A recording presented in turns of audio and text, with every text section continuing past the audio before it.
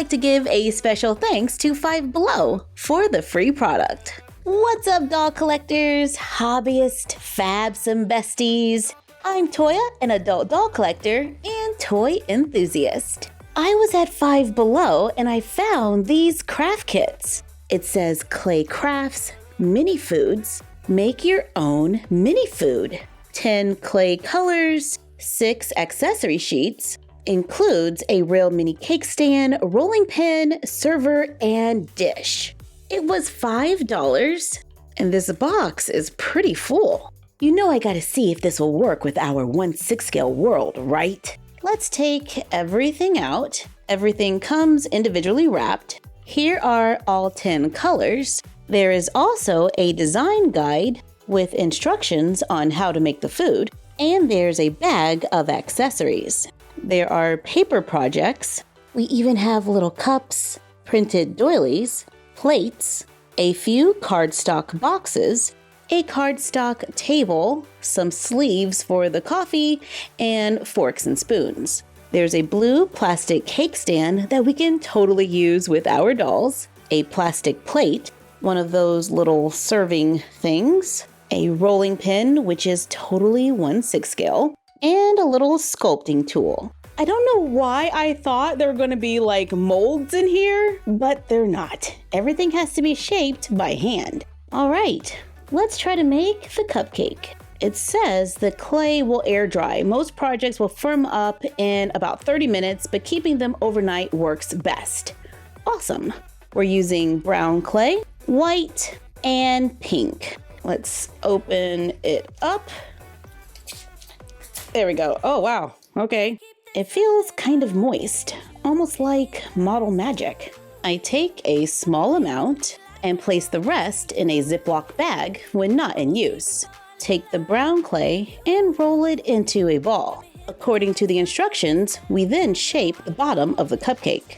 So it's a little thinner at one side, larger at the other, and then we just kind of flatten it. I am making hard edges around the bottom.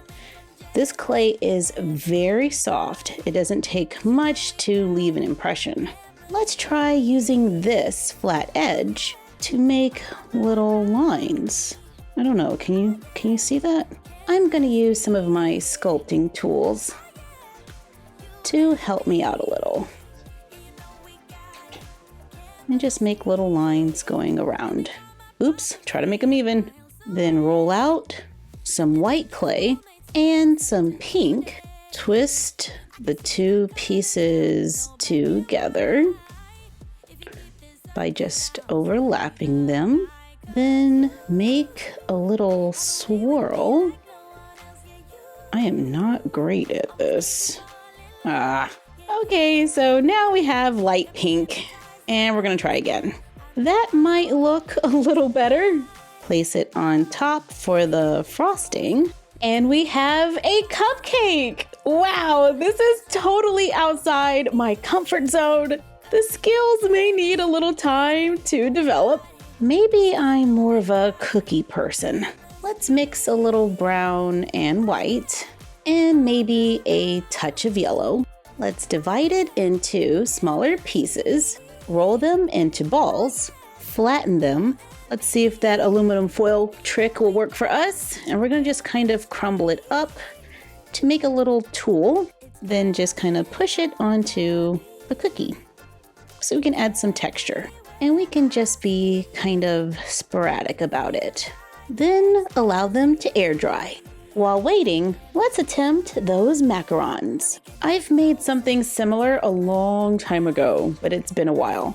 So we're gonna just make little tiny balls, press them down just a little, then let's rough up the edges a little. And you can just use like the tip of a pen. It's drying out pretty fast, so I'm just making one at a time.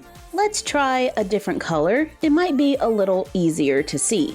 So I take a ball, then I flatten it just a little and use a pointed edge, and we're just going to kind of scrape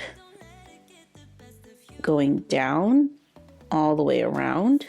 Then I just push those edges back and tuck them going around. So everything is nice and compact with lots of texture. Now we just have to wait for them to dry a little so we can handle them. While waiting, let's try the ice cream. However, I know that cone is not going to turn out the way we want it to. Let's mix some yellow and brown. Try to make that same cookie color we made earlier. Let's take a small piece, roll it into a ball, then flatten it. Can we use the rolling pin? Will that actually work? Ah, check that out. We're gonna make as large of a circle shape as we can. I have a small piece of wood. It's kind of square. It's about 1/8 of an inch. And we're just going to make little impressions. Oops, that's not very neat. I might need to sand this. And I need this to be thicker, so we're gonna have to start over. I have more dough this time, and we're gonna flatten it out, then roll it. Then I did it all over again on plastic because I won't be able to get it off the counter if I don't. I brushed the end of the square wooden dowel with a little nail polish and waited for it to dry. Let's make those impressions into the clay to create a waffle look. I have a cap. I carefully remove the waffle from the plastic and we're gonna place it on the cap and allow it to fall over the edges and allow them to dry. Let's make the ice cream by adding some texture with our foil. Scrape the bottom just like we did on the macarons, then push it back. Push a couple scoops together and allow them to dry. The macarons have started to firm up, so I roll a small amount of white dough or clay, place it on the bottom of one of the macarons, then add another one on top, pressing them together, completing the macarons, and I think they turned out pretty decent. Our waffle cone bowls are now dry, or is it just a waffle bowl? Let's get our ice cream and place it inside. I might have made my scoops of ice cream a little large, but everything's pretty flexible still, so we can just try to work it in. Completing 3 mini foods sweet treats. My cupcake is going to need a little more practice, so right now we're subbing it for the cookies. And we've done half the projects on the guide. I think the last 3 are going to require a little more practice as well, so we're just going to make a few more cookies and use foil to add that texture. I brushed the top with a little school glue and glitter. I'm not a huge fan of glitter just because it goes everywhere.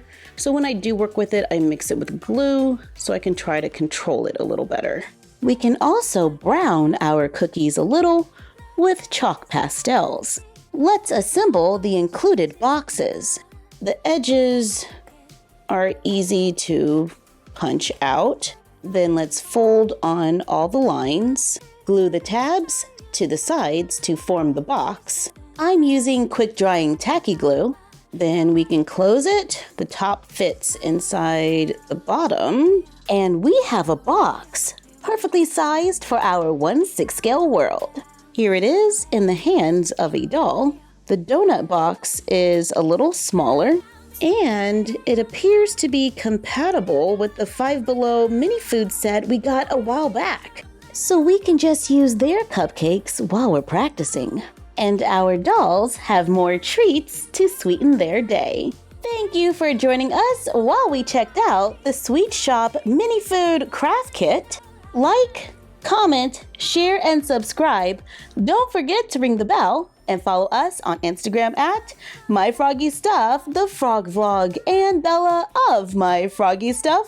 And we will see you next time. Bye!